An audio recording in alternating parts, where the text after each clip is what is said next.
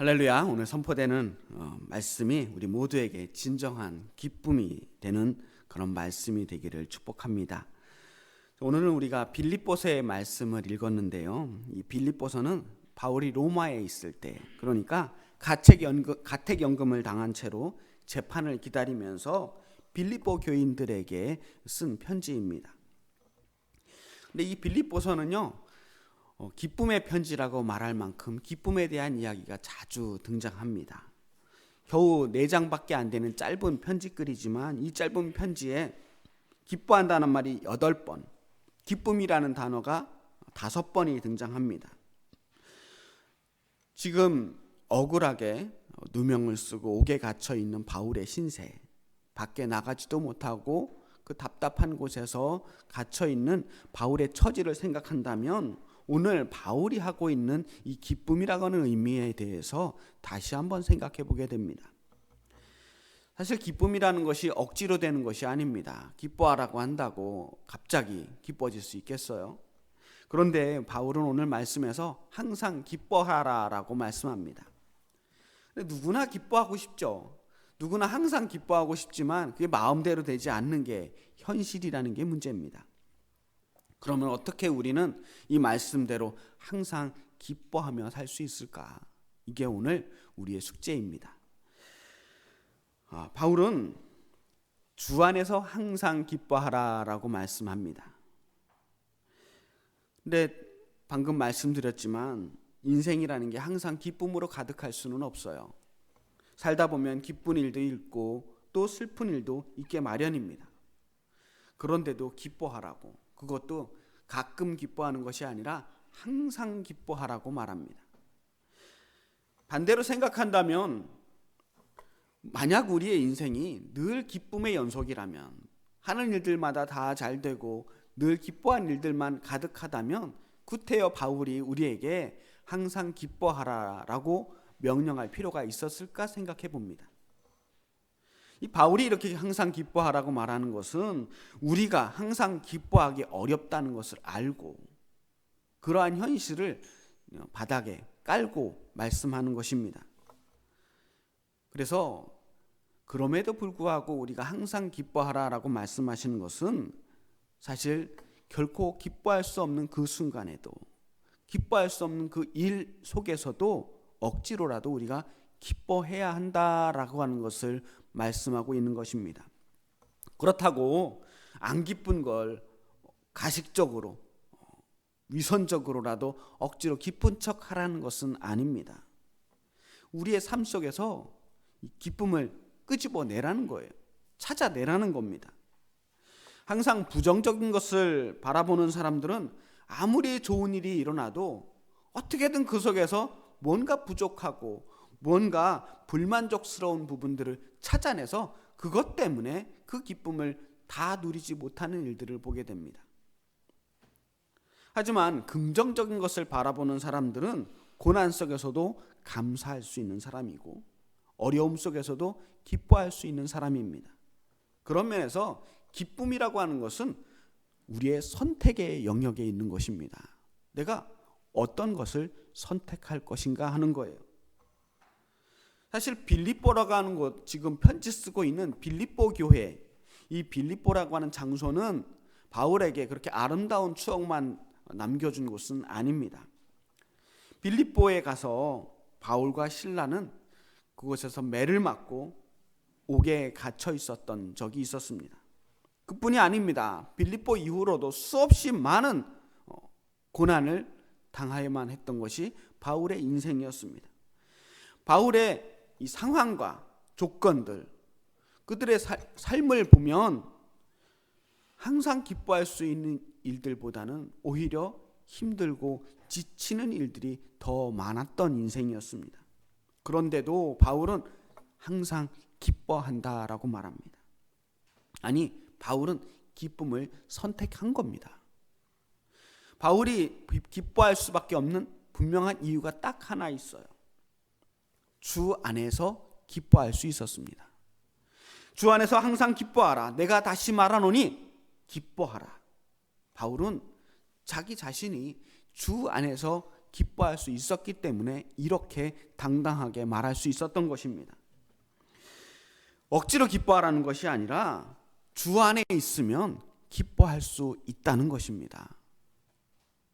도저히 기뻐할 수 없는 순간에도 기뻐할 수 있도록 만드는 것, 그것이 바로 믿음의 힘이라는 거예요. 웃으면서도 십자가를 질 수 있는 그 힘이 어디에서 나오느냐? 그게 믿음의 힘이에요. 주 안에 있는 사람들은 순교를 당하면서도 기쁨을 잃지 않을 수 있었다는 겁니다. 그렇게 바울은 그 자신이 그 하나님 안에 있으면서 느끼는 그 기쁨을 누릴 수 있었기 때문에 당당하게 다른 사람들에게도 항상 기뻐하라라고 권면할 수 있었습니다.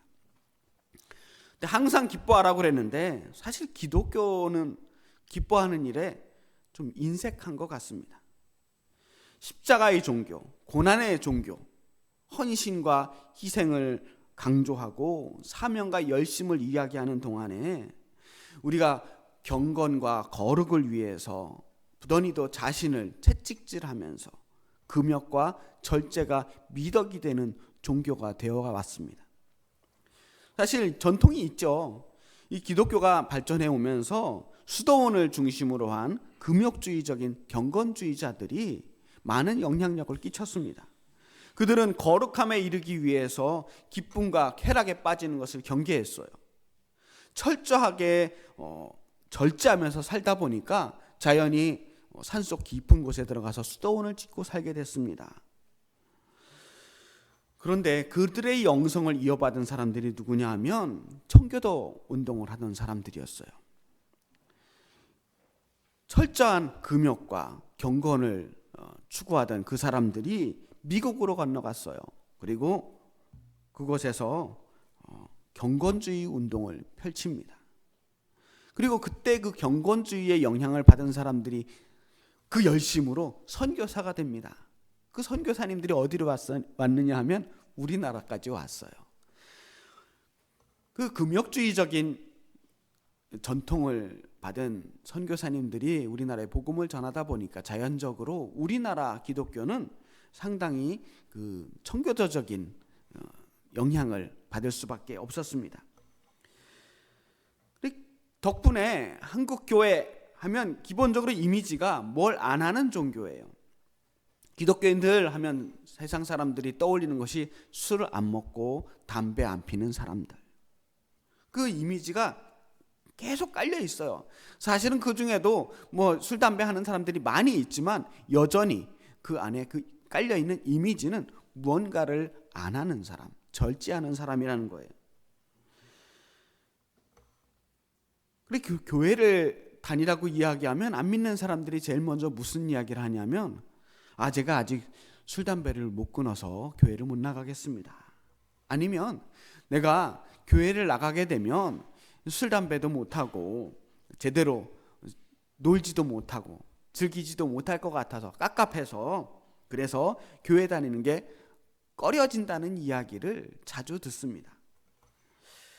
그런 이유로 술, 담배를 허용하는 가톨릭으로 가는 사람들도 제법 많다는 이야기를 들었어요. 단순히 술, 담배 문제를 떠나서 한번 물어보고 싶습니다. 오늘날 교회는 과연 기쁜 곳인가? 정말 교회가 말하는 그 이야기들은 복음, 기쁜 소식인가 하는 것입니다. 정말 교회가 복음을 전하는 곳이고 기쁜 소식, 복된 소식을 전하는 곳이라면 정말 이 교회라고 하는 곳이 하나님의 사랑을 맛보며 하나님 안에서 기쁨을 누리는 곳이어야 한다면 정말 우리는 이곳에서 계속 기뻐할 수밖에 없어야 합니다. 그런데 현실은 안 그래요. 현실은 사실 교회 안에서도 마냥 기쁘지 않은 게 현실이라는 거예요. 배트맨 영화 시리즈 제가 좋아하는데요. 거기에 나오는 영화 다크나이트라고 하는 곳에서 그 영화에서 악당 조커가 나오는데 그 조커가 아주 유명한 대사를 합니다. Why so serious? 왜 그렇게 심각해? 왜 그렇게 심각하냐고 물어보는데요. 저는 그 영화의 주제가 거기에 있다고 생각하거든요. 다들 왜 그렇게 심각한지 모르겠습니다. 그냥 좀 기뻐하면 안 되겠습니까? 다 행복하자고 교회 다니는 거잖아요. 교회 다니다는 사람들이 무슨 자기가 마치 세상을 구원할 것처럼 세상 근심 걱정을 자기 혼자 다 짊어지고 신앙생활하는 사람들이 너무 많아요. 우리가 예수님은 아니잖아요. 세상 죄를 짊어지고 가는 어린 양은 예수님 한 분으로 충분하다고 생각합니다. 여러분들까지 그럴 필요 없어요. 여러분들은 주님 안에서 기쁨을 누려야 되는 거예요. 그냥 좀 편하게 살아도 됩니다. 기쁘게 지내는 게 죄가 아니라는 거예요. 기뻐할 수 있을 때 마음껏 기뻐하시기 바랍니다. 그럼 마음껏 기쁨을 누려야 돼요. 기쁨에 대해서, 여러분들이 느끼는 그 행복에 대해서, 여러분들이 느끼는 어떤 삶의 여유에 대해서 죄책감을 느낄 필요가 없다는 말씀이에요. 그리고 기뻐할 수 없을 때에도, 혹여나 여러분의 형편이, 여러분의 환경이 여러분을 기쁨으로 인도하지 못하더라도 그 상황 속에서도 여전히 기쁨을 선택해야 한다는 것입니다. 기쁨을 선택하는 순간, 내가 기뻐야 되겠다라고 하는 의지를 가지고 기쁨을 선택하는 순간 성령께서도 여러분을 도우셔요. 여러분을 기쁨으로 인도하실 것입니다. 기쁨의 영이 우리 안에서 진정한 감사와 찬양을 솟아나게 하도록 힘을 주실 것입니다. 그게 믿음의 힘이에요. 모든 상황이 좋아서 정말 기뻐할 수밖에 없는 상황이 온다면 참으로 감사한 일입니다. 하지만 기쁨은 조건 때문에만 기뻐하는 것이 아니라 내 안에서 솟아나는 기쁨이 있어야 참된 기쁨이 되는 것입니다. 진정한 인류는 힘들 때도 웃는 사람이 진정한 인류라는 말이 있잖아요. 고난 앞에서도 기뻐할 수 있는 믿음. 그 믿음이 우리를 그 고난에서 건져내 주실 것입니다. 여기서 말하는 기쁨이라고 하는 것은 우리의 어떤 감정은 아닙니다. 감정은요, 수시로 바뀌어요. 아무리 믿음이 좋은 사람도 기쁜 감정이 들 수도 있고 슬픈 감정이 들 수도 있어요.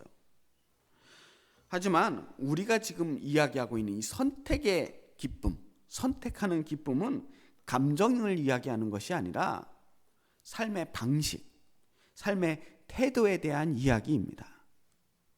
어떠한 순간에도 감사하는 태도, 지금 나에게 주어진 그 모든 일들이 결말에는 항상 기쁨으로 끝나게 될 것이라고 하는 믿음의 낙관주의에 있는 거예요.